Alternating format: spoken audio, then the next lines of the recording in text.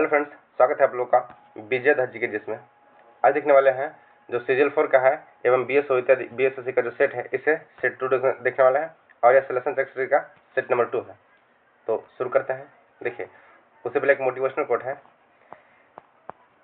मायूस मत हो बंदे कि वजूद तेरा छोटा नहीं, मायूस मत हो बंदे वजूद तेरा छोटा नहीं, और तू तो वो कर सकता है जो किसी ने सोचा नहीं। तो चलिए शुरू करते हैं। देखिए, और ना संघर्ष ना तकलीफ तो क्या खाक मजा है जीने में, बड़े बड़े तूफान थम जाते हैं जब आग लगी हो सीने में। देखिए, पहला प्रश्न क्या है, यदि किसी वस्तु का द्रव्यमान चंद्रमा पर ले जाया जाए तो उसके द्रव्यमान में क्या परिवर्तित होगा। किसी वस्तु को चंद्रमा पर ले जाया जाए तो उसका द्रव्यमान क्या परिवर्तित। देखिए, द्रव्यमान जो है ना, यह किसी भी जगह पे तो कहीं भी नहीं बदलता है। द्रव्यमान उसमें उपस्थित कुल वस्तुओं की मात्रा होती है, जो कि क्या होती है, हमेशा सेम रहती है, इसलिए द्रव्यमान क्या होगा, अपरिवर्तित रहेगा। ध्यान दीजिएगा, जबकि भार जो है ना, जब चंद्रमा पर ले आता है तो पृथ्वी का 1/6 गुना होता है। कितना? 1/6 हो जाता है। देखिए, फर्स्ट ऑप्शन वही दिया होगा, तो यह भार में परिवर्तित होगा, जबकि द्रव्यमान क्या रहता है, द्रव्यमान को आप कहीं ले जाइए वह सेम रहता है। देखिए, और देख लेते हैं, जो चंद्रमा है यह एक पृथ्वी का प्राकृतिक उपग्रह है। और वहाँ एक जो धूल भरी है ना, सी ऑफ ट्रैंक्विलिटी, प्रश्न पूछता है कि सी ऑफ ट्रैंक्विलिटी कहाँ है, तो कहाँ, चंद्रमा पर है। चंद्रमा के अध्ययन क्या कहते हैं, तो सेलेनोलॉजी कहते हैं। चंद्रमा के अध्ययन को सेलेनोलॉजी कहा जाता है। जबकि देखिए, चंद्रमा का जो पलायन वेग है यह 2.4 किलोमीटर पर सेकंड है और पृथ्वी का कितना है, 11.2 किलोमीटर पर सेकंड है। जबकि ग्रहों में सर्वाधिक जो है यह बृहस्पति का है, 61.8 किलोमीटर पर सेकंड है क्या, पलायन वेग। तो चलिए अगला सवाल देखिए, किसी वस्तु पर लगने वाले उत्प्लावन बल का मान हमें किस सिद्धांत से प्राप्त होता है। किसी वस्तु का उत्प्लावन बल का मान हमें आर्किमिडीज के सिद्धांत पे से मिलता है। देखिए, उत्प्लावन क्या है, किसी वस्तु को अगर द्रव में अंशतः या पूर्णतः डुबाई जाती है तो उस पर लगने वाला अपेक्षित बल जो है अंदर से, उसे क्या कहते हैं, पलायन वेग कहते हैं। देखिए, इसके अलावा देखिए, बर्नौली के सिद्धांत पे कौन कौन सा काम करता है, तो स्प्रेयर जो है, इसके अलावा वेंचुरी मीटर, ये सब किस पे काम करता है, बर्नौली का सिद्धांत पे। देखिए, सापेक्षता का सिद्धांत किसने दिया था, आइंस्टाइन ने दिया था। जबकि गुरुत्वाकर्षण के नियम का सिद्धांत 1867 में प्रिंसिपिया नामक बुक में कौन लिखा था, न्यूटन लिखा था। नेक्स्ट है ओम के नियम, सॉरी प्रिंसिपिया नहीं है। देखिए, गुरुत्वाकर्षण नियम जो कौन दिए थे, 1687 में न्यूटन दिया था। ओम के नियम के अनुसार क्या होता है, देखिए, तो ओम के नियम अनुसार प्रवाहित विद्युत धारा विद्युत के व्युत्क्रमानुपाती होता है। प्रवाहित विद्युत धारा प्रतिरोध के व्युत्क्रमानुपाती होता है। जैसे V बराबर I जो सूत्र है ये किसके लिए है, तो ओम का नियम से ही प्राप्त हुआ है। जब प्रकाश की चाल एक माध्यम से दूसरे माध्यम में गमन करती है तो उसके चाल में होने वाले परिवर्तन निम्न कथनों में से कौन सा सही होगा। देखिए, जब प्रकाश की चाल एक माध्यम से दूसरे माध्यम में जाती है तो विरल से जाने पर क्या होता है, अभिलंब से दूर मुड़ जाती है। प्रकाश सघन से अगर विरल में जाती है तो वह अभिलंब से क्या होता है, दूर मुड़ जाता है। देखिए, प्रकाश की चाल कितना होता है, 3 लाख किलोमीटर पर सेकंड होता है। और प्रकाश जो है यह एक अनुप्रस्थ तरंग है, जबकि ध्वनि क्या है, यह एक अनुदैर्ध्य तरंग है। अगला है ऑक्सेनोमीटर का प्रयोग किया था किसके लिए। देखिए, ऑक्सेनोमीटर का जो आविष्कार है, इसका जो आविष्कार किए थे कौन थे, वो भारत के वैज्ञानिक थे, जगदीश चंद्र बोस थे। और इसका उपयोग जो है पौधों की वृद्धि मापने के लिए किया जाता है। ऑक्सेनोमीटर का प्रयोग पौधों की वृद्धि मापने के लिए किया जाता है और इसे भारतीय वैज्ञानिक जगदीश चंद्र बोस ने इसका आविष्कार किए थे। जबकि गैसों के दाब मापने के लिए जो मीटर होता है इसे मैनोमीटर कहा जाता है। दूध की शुद्धता जानते होंगे, लैक्टोमीटर कहा जाता है। प्रकाश की तीव्रता मापने के लिए लैक्सीमीटर का प्रयोग किया जाता है। और जो ताप होता है उसको मापने के लिए पायरोहीलियोमीटर का उपयोग किया जाता है। अगला है निम्नलिखित में से किस विद्युत चुम्बकीय तरंग का उपयोग माइक्रोवेव ओवन में किया जाता है। देखिए, जो माइक्रोवेव ओवन है ना, इसमें सूक्ष्म तरंगे का प्रयोग किया जाता है। माइक्रोवेव ओवन में सूक्ष्म तरंग का प्रयोग किया जाता है। अगला देखते हैं, जबकि रेडियो तरंग का उपयोग कहाँ है। देखिए, रेडियो तरंग का उपयोग टीवी और रडार इत्यादि में किया जाता है। और जो रिमोट होता है ना, प्रश्न ये पूछता है कि टीवी का जो रिमोट होता है उसमें कौन सा किरण काम करता है, तो इंफ्रारेड काम करता है।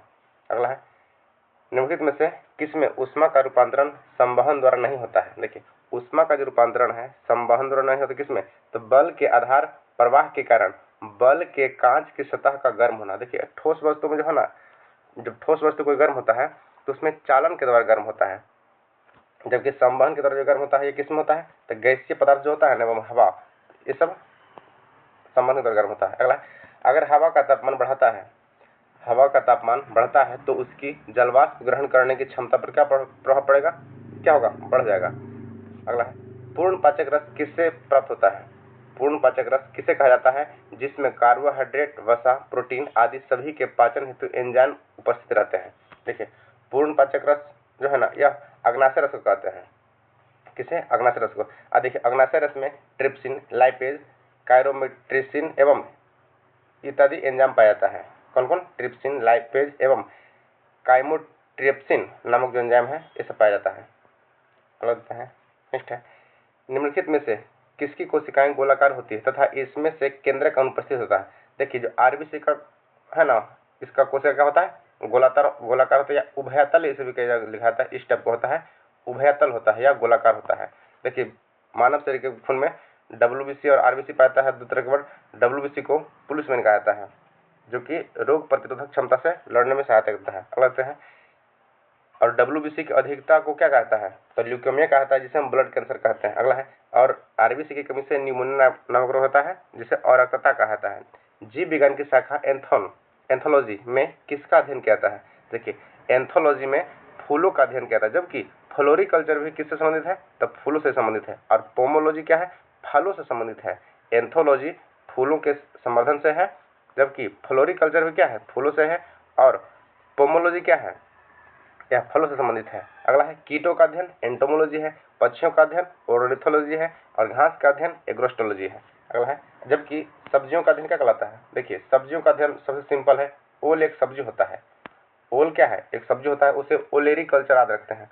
ओल से हो गया सब्जी का नाम, तो ओलेरी कल्चर क्या है? साग सब्जी का अध्ययन ओलेरी कल्चर है।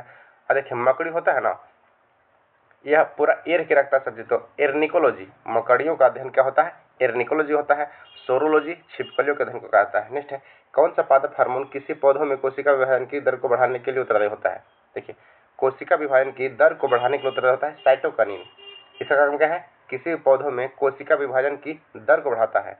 यह कोशिका विभाजन में भाग लेता है कौन? साइटोकिनिन। जबकि जो ऑक्सिन है ना, यह वृद्धि हार्मोन या वृद्धि नियंत्रित करने का जो हार्मोन है वो कौन सा? ऑक्सिन है। इसके अलावा एथिलीन एक ऐसा हार्मोन है जिसे गैसीय रूप में भी माना जाता है। एथिलीन एक गैसीय रूप से हार्मोन है जो कि फलों को पकाने में काम करता है, जबकि जिबरेलिन का काम क्या है? तो यह फूल, फल, पत्ता आदि को वृद्धि करने में किसका प्रयोग करता है? जिबरेलिन का। अगला है, देखिए एक प्रश्न पूछता है कि कोशिका सेल और कोशिका भित्ति किसमें नहीं पाया जाता? तो कोशिका भित्ति पाता है पेड़ पौधों में, और कोशिका सेल किसमें पाता है? तो जीव जंतु में पाता है। राइबोफ्लेविन की कमी से कौन सा रोग होता है? देखिए राइबोफ्लेविन का रासायनिक नाम है, इसे विटामिन B2 कहते हैं, और इसकी कमी से होता है कोलोसिस नामक रोग। किलोसिस नामक रोग जो है यह विटामिन B2 की कमी से होता है, जिसका नाम रासायनिक नाम राइबोफ्लेविन है। अब देखिए किलोसिस में क्या होता है? तो ओंठ फटना या सूजना, ये सब जो है किलोसिस में कमी से जो बीमार होता है उसे कहते हैं। अब देखिए किलो जो विटामिन B2 है यह पनीर, अंडा, हरा साग सब्जी में क्या पाता है? विटामिन B2 पाता है। अब देखिए बेरी की कमी से क्या होता है?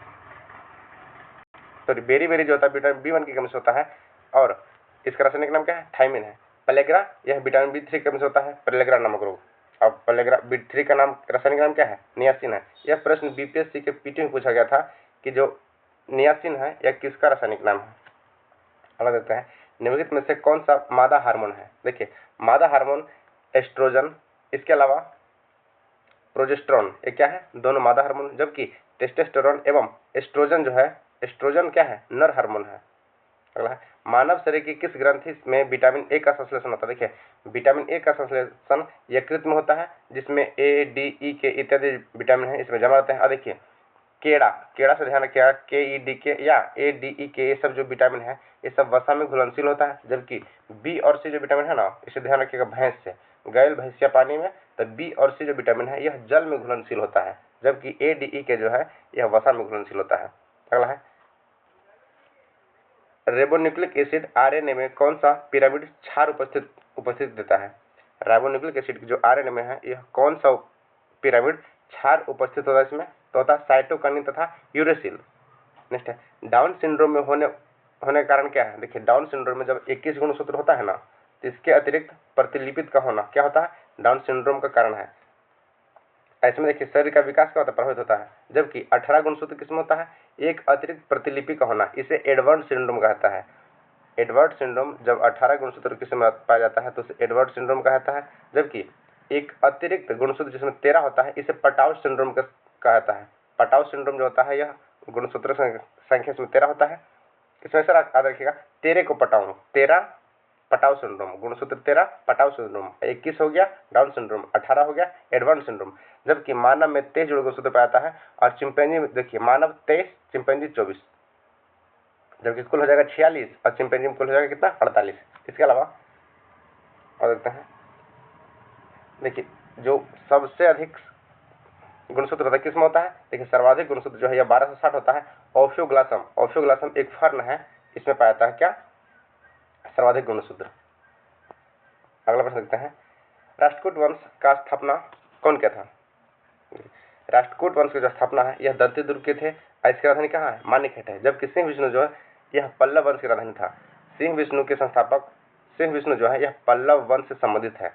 इसके अलावा देखते हैं, तो हाँ प्रश्न क्या था, राष्ट्रकूट वंश का संस्थापक कौन क्या था, तो दंती दुर्ग। देखिए और सिंह विष्णु प्रश्न पूछता है कि एलोरा का जो कैलाश मंदिर है इसका स्थापना किसने किया था, तो कृष्ण प्रथम ने किया था। कौन, कृष्ण प्रथम ने। इसके अलावा ध्रुव, अमोघ वर्ष, ये सब क्या है, इस शासन से संबंधित है। अगला है, किस शासक द्वारा नर्मदा नदी के तट पर हर्षवर्धन को पराजित किया था। देखिए किस शासक के द्वारा नर्मदा नदी के तट पर हर्षवर्धन को पराजित किया गया था, यह होगा पुलकेशिन द्वितीय के द्वारा। देखिए पुलकेशिन द्वितीय जो है इसका राजधानी यह वातापी का राजधानी हुआ और यह चालुक्य वंश का संस्थापक था। जबकि हर्षवर्धन जो है यह पुष्यभूति वंश से थे और इसका राजधानी कहाँ था, थानेश्वर था। तो इन्होंने नर्मदा नदी तट पर कौन हराया था, हर्षवर्धन को पुलकेशिन द्वितीय ने हराया था, जो कि चालुक्य साम्राज्य से संबंधित था। अगला है, प्राचीन भारत में होने वाले विदेशी आक्रमण का सही क्रम क्या है। देखिए पहले यूनानी आया था, शक आया था, पहलव आया था, फिर कुषाण आया था। यूनानी, शक, पहलव, कुषाण। नेक्स्ट है, सिंधु सभ्यता का बंदरगाह निम्नलिखित में से कौन सा था। देखिए सिंधु सभ्यता का जो बंदरगाह था यह लोथल था एवं सुरकोटदा, दोनों क्या था, सिंधु सभ्यता बंदरगाह। देखिए सुरकोटदा से एक प्रश्न पूछता है कि यहाँ जो खुदाई हुआ था ना, तो उसमें घोड़े की हड्डी का अवशेष मिला था। देखिए जो सिंधु घाटी सभ्यता का लिपि था वो कैसा था, वह भाव चित्रात्मक लिपि था। नेक्स्ट है, इसका खोज खुदाई 1921 में दयाराम साहनी किए थे। अगला है, भगवान बुद्ध की प्रथम मूर्ति किस शैली में निर्मित। देखिए भगवान बुद्ध का जो है इनका जन्म 563 ईसा पूर्व कहाँ हुआ था, लुम्बिनी में हुआ था, कपिलवस्तु में। जबकि इनका मृत्यु जो है यह कुशीनगर में हुआ था। इसके गुरु का नाम अलार कलाम था। इन्होंने गौतम बुद्ध का प्राप्ति कहाँ हुआ ज्ञान का, तो बोध के गया के बोध गया वहाँ गया में, गया का नाम बदलकर गया जी कर दिया गया है। और वहाँ जो पीपल का वृक्ष है ना, यह चतुर्थ पीढ़ी का। इन्होंने पहला अपना उपदेश सारनाथ में दिया था, जिसे धर्म चक्र प्रवर्तन कहा था। जबकि सर्वाधिक जो उपदेश है यह श्रावस्ती में दिए थे। तो और देखिए पहला जो मूर्ति है यह था मथुरा शैली का। लेकिन प्रश्न पूछेगा कि गौतम बुद्ध का जो मूर्ति प्राप्त हुआ है यह सर्वाधिक मूर्ति किस में बना है, तो वह गंधार शैली में बना है। अगला देखते हैं, निम्नलिखित में से किसने बाल गंगाधर तिलक को भारतीय संतोष के जनक कहते हैं। देखिए बाल गंगाधर तिलक को भारतीय संतोष का जनक जो कहे थे यह वैलेंटाइन सिरोल कहे थे। और बाल गंगाधर तिलक ने 1893 में गणपति उत्सव एवं 1895 में शिवाजी उत्सव शुरू किए थे। ध्यान रखिएगा, प्रश्न पूछा जाएगा कि शिवाजी उत्सव का शुरुआत किसने किया था, तो बाल गंगाधर तिलक जी किए थे 1895 में। जबकि गणपति उत्सव का जो है यह कब किए थे, 1893 में तिलक जी। और देखिए हाल ही में महाराष्ट्र सरकार ने गणपति उत्सव को राज्य उत्सव घोषित कर दिया गया है। यह कर्ण का प्रश्न, ध्यान रखिएगा। गणपति उत्सव को जो कि बाल गंगाधर तिलक द्वारा शुरू किया गया था, तीसरे प्रश्न बनने की संभावना है, क्योंकि महाराष्ट्र सरकार ने इसे अब राज्य उत्सव घोषित कर दिया है। अगला है, भारत छोड़ो आंदोलन के प्रस्ताव को किसने समर्थन किया था। देखिए भारत छोड़ो आंदोलन के प्रस्ताव को समर्थन करने वाले व्यक्ति कौन थे, यह थे सरदार वल्लभ भाई पटेल। कौन, सरदार वल्लभ भाई पटेल। देखिए इनका नाम वल्लभ भाई पटेल था। इन्हें सरदार की उपाधि जो है ना यह बारदोली की महिलाओं ने दिया था। अगला है, सार्जेंट आयोग का संबंध किस क्षेत्र से है। देखिए सार्जेंट आयोग का संबंध जो है यह शिक्षा के विकास हेतु है। नेक्स्ट है, असहयोग आंदोलन की शुरुआत कब हुआ था।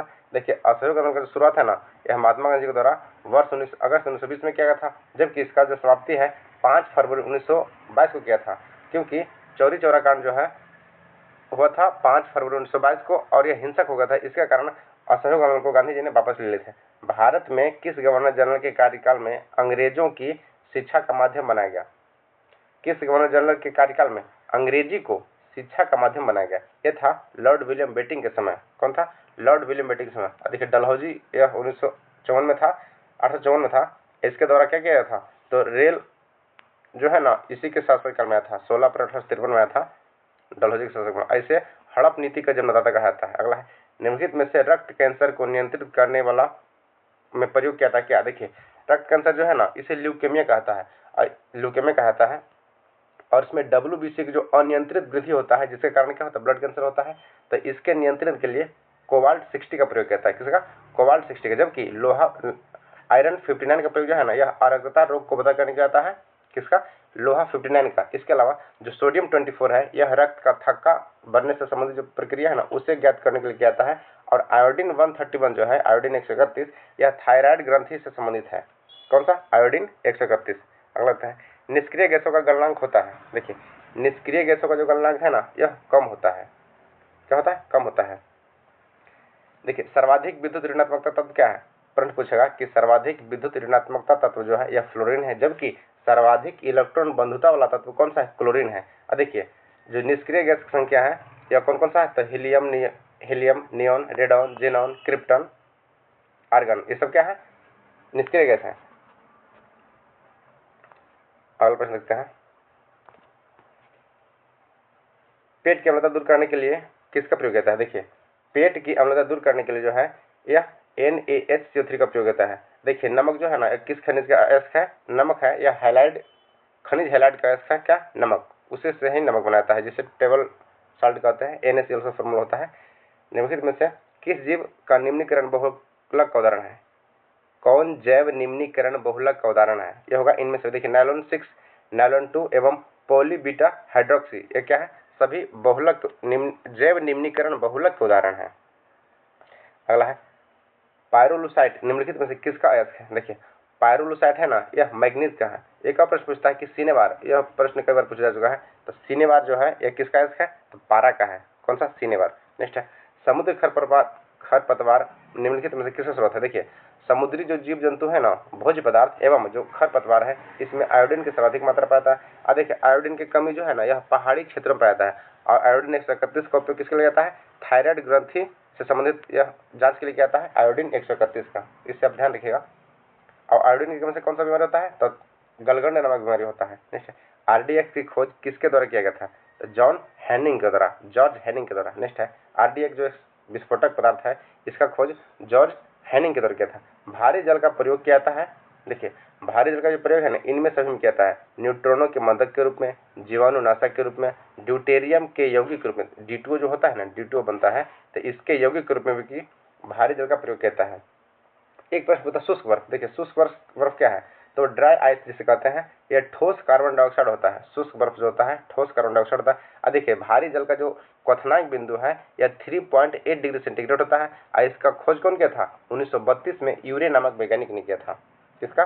भारी जल का खोज। इसे D2O नाम से जाना है। इसका कई बार सूत्र सीधा पूछेगा कि भारी जल का सूत्र क्या है, तो इसका होता है D2O। नेक्स्ट, संविधान सभा द्वारा कितने सदस्य ने प्रस्तावना के संबंध में कहा कि प्रस्तावना संविधान का सबसे सम्मानित भाग है? यह कथन किनका है? देखिए, यह जो कथन है ना, यह पंडित ठाकुरदास भार्गव जी का है। पंडित ठाकुरदास भार्गव जी का है। देखिए, और संविधान में जो प्रस्तावना की भाषा है ना, यह कहाँ से लिया गया? ऑस्ट्रेलिया से लिया गया। और देखिए, संविधान के बारे में जानते हैं, इसको बनने में कुल कितना समय लगा था? तो 2 वर्ष 11 महीने 18 दिन लगा था। 17 दिन लगा था। 18 दिन तो हुआ था महाभारत का युद्ध। ये भी प्रश्न पूछा गया। जबकि देखते हैं, जो संविधान है ना, यह विश्व का पहला संविधान ब्रिटेन का है, जबकि यह अलिखित है। लेकिन प्रश्न पूछेगा कि सबसे पहला लिखित संविधान किसका है? तो अमेरिका का है। और एक प्रश्न बनेगा कि सबसे बड़ा लिखित संविधान किसका है? तो भारत का। देखिए, संविधान सबसे पहले ब्रिटेन ने बनाया है, सबसे पहले लिखित संविधान अमेरिका ने बनाया है, जबकि भारत विश्व का सबसे बड़ा लिखित संविधान बनाया है। इन प्रश्न ध्यान रखिएगा। नेक्स्ट देखिए, निम्नलिखित में से कौन सी समिति त्रिस्तरीय पंचायती राज को सिफारिश करने के लिए जानती है? देखिए, त्रिस्तरीय बलवंत राय मेहता, इन नामों में 3 वर्ड जुड़ा हुआ है। तीसरा त्रिस्तरीय संविधान, जबकि अशोक मेहता यह 2 स्तरीय समिति का घोषणा किए थे। नेक्स्ट है, निम्नलिखित में से कौन सा राज्यसभा, देखिए, पंचायती राज जो सबसे लागू कहाँ किया था? तो 2 अक्टूबर 1969 को राजस्थान में लागू किया था, जबकि दूसरी बार कहाँ लागू किया था? आंध्र प्रदेश में लागू किया था। निम्नलिखित में से कौन सा राज्यसभा के सदस्य के अयोग्यता मामले पर फैसला करता है? एवं चुनाव आयोग का परामर्श पर भारत का राष्ट्रपति। चुनाव आयोग की परामर्श पर कौन करता है? भारत के राष्ट्रपति। अगला प्रश्न देखते हैं, राज्य के नीति निर्देशक तत्व का कौन सा अनुच्छेद सहकारी समितियों के गठन से संबंधित है? ये देखिए होगा कौन? अनुच्छेद 43 का ख। अनुच्छेद देखिए आर्टिकल 36 से 51 के बीच में राज्य के नीति निर्देशक तत्व की चर्चा किया गया है और यह वाद्य योग्य नहीं है, इसे आप कानून से लड़ के नहीं ले सकते हैं, यह एक राज्य की स्वेच्छा है। इसके बाद देखते हैं अनुच्छेद 39 के क में क्या है, तो निःशुल्क विधिक सहायता है। 39 के घ में क्या है, तो समान काम के लिए समान वेतन का चर्चा किया गया है। अनुच्छेद 48 के क में क्या है, तब पर्यावरण से संबंधित है, जबकि किसी कृषि एवं पशुपालन को जो संबंधित है यह सिर्फ आर्टिकल 48 में है। आर्टिकल 48 का क में है पर्यावरण से संबंधित उपाय। इसके अलावा देखिए आर्टिकल 40 पूछता है कि आर्टिकल 40 में क्या है, तो इसमें पंचायती राज के गठन के बारे में चर्चा किया है, जो कि इसे गांधीवादी विचार के रूप में भी जाना जाता है, आर्टिकल 40 को। अगला है भारतीय संविधान में संशोधन का प्रस्तावना किस देश से लिया गया। देखिए जो प्रस्तावना है ना, यह लिया गया है दक्षिण अफ्रीका से, और कनाडा से क्या लिया गया है, संघीय व्यवस्था लिया गया है। जापान से क्या लिया गया है, विधि द्वारा स्थापित प्रक्रिया लिया गया है। इसके अलावा आपातकाल की चर्चा जो है यह जर्मनी से लिया गया है, और ब्रिटेन से क्या लिया गया है, एकल नागरिकता कहाँ से लिया गया, ब्रिटेन के द्वारा। रूस में यूराल पर्वत किस पर्वत का भाग है। देखिए रूस में यूराल पर्वत जो है यह किस प्रकार के पर्वत है, तो यह एक पुराने वलित पर्वत है, जबकि हिमालय क्या है, एक नवीनतम पर्वत है, और यूराल पर्वत जो है पुराने वलित पर्वत है। देखिए यूराल पर्वत एशिया एवं यूरोप महादेश को अलग करता है। एशिया एवं यूरोप महादेश को अलग करने का काम कौन सा करता है, तो यूराल पर्वत करता है। देखिए नेक्स्ट प्रश्न देखते हैं, आरबीआई के बैंकों के बैंक के रूप में कार्य करता है, इसका अर्थ निम्नलिखित में से कौन सा सही है। देखिए इनमें से अन्य बैंक आरबीआई के पास अपनी कुछ जमा पूंजी संचित रखते हैं, यह सही है। आवश्यकता के समय आरबीआई वाणिज्य बैंकों को ऋण देता है, यह भी सही है। आरबीआई वाणिज्यिक बैंकों को मौद्रिक विषयों पर परामर्श देता है, यह भी सही है। देखिए आरबीआई का जो स्थापना है 1 अप्रैल 1935 को किया गया था, यंग हिल्टन कमेटी के सिफारिश पर किया था, जबकि इसका राष्ट्रीयकरण जो है 1 जनवरी 1949 को किया था। और देखिए आरबीआई के जो पहले गवर्नर थे ना, यह ओस्मान स्मिथ थे, जबकि प्रथम भारतीय गवर्नर जो थे यह सीडी देशमुख थे, और वर्तमान में आरबीआई के गवर्नर कौन है, संजय मल्होत्रा है। इसे ध्यान रखिएगा। इसके लोगों में जानते होंगे ताड़ का वृक्ष एवं एक टाइगर है। ये सारे प्रश्न पूछे गए एग्जाम में, कृपया से ध्यान रखिएगा। निम्नलिखित में से कथन पर विचार कीजिए। भारत में रेड पांडा प्राकृतिक रूप से केवल पश्चिमी हिमालय में पाया जाता है। नेक्स्ट है भारत में स्लो लोरिस उत्तर पूर्वी के घनों वनों में पाया जाता है, तो क्या होगा, केवल 2 सही है। भारत में स्लो लोरिस जो है उत्तर पूर्व के सघन वनों में ही पाया जाता है केवल। अगला है भारत के प्रधानमंत्री निम्नलिखित में से किनका पदेन अध्यक्ष होता है। देखिए भारत के प्रधानमंत्री है ना, यह नीति आयोग के पदेन अध्यक्ष होते हैं। नीति आयोग जो कि योजना आयोग का पुराना नाम था, अब इसे नीति आयोग कर दिया गया है 2015 से। इसके अलावा वैज्ञानिक एवं अनुसंधान परिषद का भी अध्यक्ष कौन होते हैं, यह प्रधानमंत्री होते हैं। निम्नलिखित में से कौन सी नदियां पूर्ववर्ती नदियां नहीं है। देखिए पूर्ववर्ती नदियां जो है यह गोदावरी नहीं है, जबकि ब्रह्मपुत्रा, सिंधु और सतलुज क्या है, पूर्ववर्ती नदी। देखिए ब्रह्मपुत्र से एक प्रश्न पूछा गया था कि जो वह कौन सा ऐसा नदी है जो भारत में आकर यू आकार की संरचना बनाती है, तो यह देखिए बनाता है कौन सा, ब्रह्मपुत्र नदी। भारत में सबसे लंबी नदी ब्रह्मपुत्र है, 2900 कुछ किलोमीटर है, जबकि भारत की सर्वाधिक लंबी नदी गंगा है, 2525 किलोमीटर। नेक्स्ट है आबनूस। इसके अलावा के बाद देख लेते हैं गोदावरी। देखिए नर्मदा एवं कावेरी जो है, नेक्स्ट है आबनूस महोगनी और रेडवुड जैसे पेड़ किस प्रकार के वनों में पाया जाता है। देखिए ये सब उष्णकटिबंधीय सदाबहार वनों में पाया जाता है। कौन कौन सा, आबनूस, महोगनी एवं रोजवुड, उष्णकटिबंधीय सदाबहार वन। नेक्स्ट है तेलुगु गंगा परियोजना। तेलुगु गंगा परियोजना किस नदी पर स्थित एक बहुउद्देशीय परियोजना है। देखिए यह है कृष्णा नदी पे, कौन सा है, कृष्णा नदी पे है। और नागार्जुन सागर बांध किस पे है, यह भी कृष्णा नदी पे है। अगला भारत के लौह अयस्क क्षेत्र में कौन सा विकल्प सही है। देखिए लौह अयस्क के क्षेत्र में कौन सा विकल्प सही है, क्या होगा, बैलाडीला छत्तीसगढ़। देखिए बैलाडीला जो है ये छत्तीसगढ़ में है, जबकि भारत में प्रथम बार जो लौह अयस्क कारखाना है यह कुल्टी में लगाया गया था, पश्चिम बंगाल में। इसके अलावा देखिए नवामुंडी कहाँ है, यह झारखंड में है। और गुरु महसानी कहाँ है, गुरु महिसानी यह उड़ीसा में है। और आरीडोंगरी जो है यह छत्तीसगढ़ में है। और देखिए कद्रेमुख जो है यह कर्नाटक में है। इसके अलावा रत्नागिरी कहाँ है, तो महाराष्ट्र में है। नेक्स्ट है निम्नलिखित में से कौन सा सक्रिय ज्वालामुखी का उदाहरण नहीं है। देखिए सक्रिय ज्वालामुखी का उदाहरण विसुवियस नहीं है, जबकि मोनोलोआ, कोटोपैक्सी और स्ट्रोम्बोली ये सब क्या है, सब सक्रिय ज्वालामुखी है। प्रश्न पूछेगा कि भारत का एकमात्र सक्रिय ज्वालामुखी कहाँ है, तो वैरण द्वीप में है। कौन सा है, वैरण द्वीप में है। नेक्स्ट है नमकीन क्षेत्र में पाई जाने वाली वनस्पति का नाम क्या है। देखिए नमकीन क्षेत्र में पाई जाने वाली वनस्पति किस नाम से जाना जाता है, इसे जीरोफाइट कहते हैं। इनमें से कोई ना होगा, क्या है, नमकीन क्षेत्र में पाए जाने वाले वनस्पति को किस नाम से जाना जाता है, इनमें से कोई नहीं। अगला देखते हैं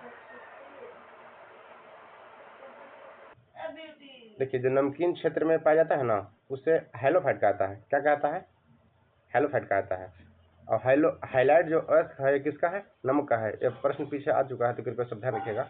नमकीन क्षेत्र में उगने वाले पौधों को हैलोफाइट कहते हैं, जबकि चट्टानों में उगने वाले पौधे क्या कहते हैं? इसे जीरोफाइट कहते हैं। नेक्स्ट है अनुच्छेद 352 के तहत राष्ट्रीय आपातकाल की उद्घोषणा के कितने दिनों के भीतर संसद के अनुमोदन की आवश्यकता होती है? यह देखिए 1 माह के भीतर होता है। कितने?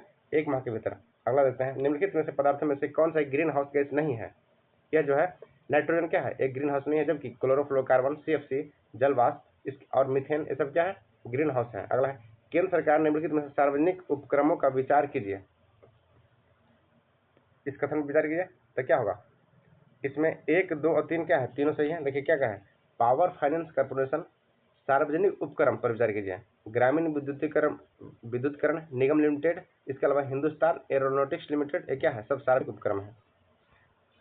निम्नलिखित में से कौन सा एक समूह आसियान के सदस्य हैं? देखिए आसियान का जो स्थापना हुआ था यह 8 अगस्त 1967 को हुआ था और इसकी राजधानी इंडोनेशिया की राजधानी कहाँ? इंडोनेशिया के जकार्ता में है और इसमें कंबोडिया, ब्रुनेई और लाओस क्या उपस्थित है। अगला है भुगतान संतुलन में किस खातों में शासकीय मौद्रिक संस्थानों एवं के द्वारा स्वर्ण एवं विदेशी मुद्राओं को स्टॉक रखने के लिए किए जाने वाले परिवर्तनों का लेखा जोखा किया जाता है?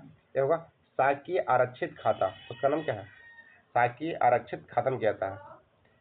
निम्नलिखित में से युग्मों का कौन सा युग्म सही है? देखिए यह अंक समुद्र पक्षी अभयारण्य कहाँ है? कर्नाटका में है। देखिए पक्षियों के जो वैज्ञानिक बनाते हैं भारत के जो प्रसिद्ध थे वह सलीम अली थे और सलीम अली पक्षी अभयारण्य कहाँ है? यह जम्मू कश्मीर में है।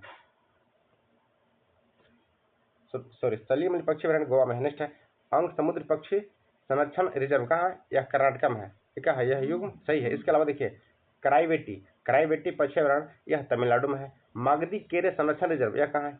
कर्नाटका में है। और होकेरा आर्द्रभूमि यह कहाँ है? तो जम्मू एंड कश्मीर में है। भारतीय रिजर्व बैंक RBI के खुले बाजार की क्रियाएं किसी खरीद बिक्री को संबंधित। देखिए RBI का जो खुले बाजार की क्रियाएं हैं किसी खरीद बिक्री को संदर्भित करता है। किसको करता है? यह सरकारी ऋण पत्र को करता है। कार्बन डेटिंग व्यवस्था का सर्वप्रथम विचार किसके समझौते में दिया गया था? यह हुआ क्योटो प्रोटोकॉल में। किस संबंध में? तो क्योटो प्रोटोकॉल में। अगला है प्रधानमंत्री सौभाग्य योजना किसके से संबंधित है? यह देखिए गरीबी रेखा से नीचे वाले परिवारों को मुफ्त बिजली प्रदान देने का क्या है? प्रधानमंत्री सौभाग्य योजना मुफ्त बिजली से संबंधित है। प्रधानमंत्री सौभाग्य योजना। देखिए अगला प्रश्न देखते हैं अटल नववर्तन इनोवेशन मिशन के किसके आधार स्थापित किया गया था? यह होगा नीति आयोग के द्वारा। 18वां प्रवासी दिवस भारतीय दिवस सम्मेलन 2025 का आयोजन कहाँ किया? यह उड़ीसा के भुवनेश्वर में किया गया है। कहाँ किया? उड़ीसा के भुवनेश्वर में। नेक्स्ट है a pursuit of democracy beyond party lines पुस्तक के लेखक कौन है? यह नमजा हेपतुल्ला है। कौन है? नमजा हेपतुल्ला। देखिए प्रवासी भारतीय दिवस के बारे में एक चर्चा करते हैं। जब 15 जनवरी 1915 को महात्मा गांधी 9 जनवरी 1915 को महात्मा गांधी जब दक्षिण अफ्रीका से भारत आए थे उन्हीं के सम्मान में क्या मनाता है? प्रवासी भारतीय दिवस मनाता है 9 जनवरी वर्ष 1915 को। नेक्स्ट है अंडर 19 महिला एशिया कप 2024 का विजेता कौन है? देखिए इसके कौन विजेता? भारत है। नेक्स्ट है प्रधानमंत्री नरेंद्र मोदी ने दिसंबर 2024 को बीमा सखी योजना की शुरुआत की है। यह योजना किस निकाय द्वारा संचालित है? यह देखिए भारतीय जीवन बीमा निगम के द्वारा संचालित है। Life insurance of India LIC के द्वारा है। नहीं देखते India state of forest report 2023 के अनुसार से भारत में कुल भौगोलिक क्षेत्र का कितना भूभाग पर वनों से आच्छादित है? यह होगा 21.76%। अब देखिए एक प्रश्न और पूछेगा कि भारत में से कितने राज्य हैं जहां 33% से अधिक वन है? कितने राज्य हैं जहां 33% से अधिक वन है? तो कितने? कुल 19 ऐसे राज्य हैं जहां 33% से अधिक वन है। अब देखिए भारत में सर्वाधिक वन कहाँ पाया जाता है? तो यह मध्य प्रदेश में पाया जाता है, जबकि सर्वाधिक कम वन कहाँ है? तो यह हरियाणा में है। अगला है संयुक्त राज्य अमेरिका के किस राज्य में 6 दिसंबर को महात्मा गांधी के स्मृति दिवस के रूप में घोषित किया है? देखिए यह भी प्रश्न है, ध्यान रखिएगा। संयुक्त राज्य अमेरिका के किस राज्य में 6 दिसंबर को महात्मा गांधी की स्मृति दिवस के रूप में घोषित किया गया है? तो क्या है? नेब्रास्का। इसके द्वारा ये देखिए एक उत्तरी अमेरिका का द्वीप समूह है नेब्रास्का द्वारा किया गया। देखिए नेब्रास्का की राजधानी कहाँ है? लिंकन है। नेब्रास्का की राजधानी जो है यह लिंकन है। प्रश्न किसी भी तरह से पूछा सकता है। नेक्स्ट, इसरो ने अपने किस प्रक्षेपण यान द्वारा प्रोबा 3 मिशन को सफल परीक्षण किया है? यह PSLV C-15 देखिए एक बार में पूछा गया था कि PSLV का फुल फॉर्म क्या होता है, तो पोलर सैटेलाइट लॉन्च व्हीकल होता है। जबकि एक और प्रश्न होता है PSLV के अलावा क्या होता है? GSLV जियो सिंक्रोनस लॉन्च व्हीकल। और अंतर्राष्ट्रीय ख्याति प्राप्त तबला वादक उस्ताद जाकिर हुसैन का निधन कहाँ हुआ है? यह देखिए भारत के थे और इनका जो निधन हुआ यह अमेरिका में हुआ है। नीति आयोग की पहली वित्तीय स्वास्थ्य सूचकांक 2025 जारी आंकड़ों के अनुसार से इस सूचकांक में प्रथम स्थान किसको मिला है? यह मिला उड़ीसा को। किससे मिला है? उड़ीसा को मिला है। नेक्स्ट देखते हैं, आर्थिक स्वतंत्रता सूचकांक 2024 में शीर्ष देश कौन सा है? यह होगा हांगकांग, जबकि भारत का स्थान इसमें 84 है। भारत का पहला प्रदूषण नियंत्रक पुत्र समुद्र प्रताप का जलावतरण कहाँ किया गया है? यह किया गया है गोवा में। प्रदूषण नियंत्रक पोत का जो जलावतरण है यह गोवा में किया गया है। समुद्र प्रताप उसका नाम है। हाल ही में किस राज्य केंद्र शासित प्रदेश के 2 बीचों को ब्लू फ्लैग प्रमाणन दिया गया? यह केरला को दिया गया, जबकि आंध्र प्रदेश का एक द्वीप है वहां से एक ब्लू प्रमाणन सर्टिफिकेट वापस ले गया है। तो 2 दिया गया किसको? केरल को। बजट 2025-26 में बीमा क्षेत्र के प्रत्यक्ष विदेशी निवेश सीमा 74% से बढ़ाकर कितना कर दिया गया? यह कर दिया है 100%। कितना किया गया? 100%। हाल ही में कितने व्यक्तियों को वर्ष 2025 में पद्म विभूषण पुरस्कार दिए जाने की घोषणा किया गया है? यह होगा कुल 7 व्यक्तियों को। देखिए उसमें एक बिहार के हैं शारदा सिन्हा। कौन से? शारदा सिन्हा, जो कला से संबंधित है। नेक्स्ट है, बिहार बजट में वित्त वर्ष 2025-26 में वर्तमान मूल्य के आधार पर राज्य सकल घरेलू उत्पाद GSDP कितना अनुमानित किया गया है? यह किया गया है 10,97,264 करोड़। कितना है? ऑप्शन नंबर सी होगा 10,97,264 करोड़। तो फ्रेंड्स देखिए इसमें जितने प्रश्न थे जीके जीएस के उसे हम कवर कर चुके हैं। अगर वीडियो अच्छी लगे तो कृपया वीडियो को लाइक, सब्सक्राइब और कमेंट अवश्य करें। अगर कोई मिस्टेक से गलती हो गया होगा तो कृपया सब कमेंट करके हमें सुझाव दे सकते हैं। वीडियो को पूरा देखने में धन्यवाद। Thank you. जय हिंद।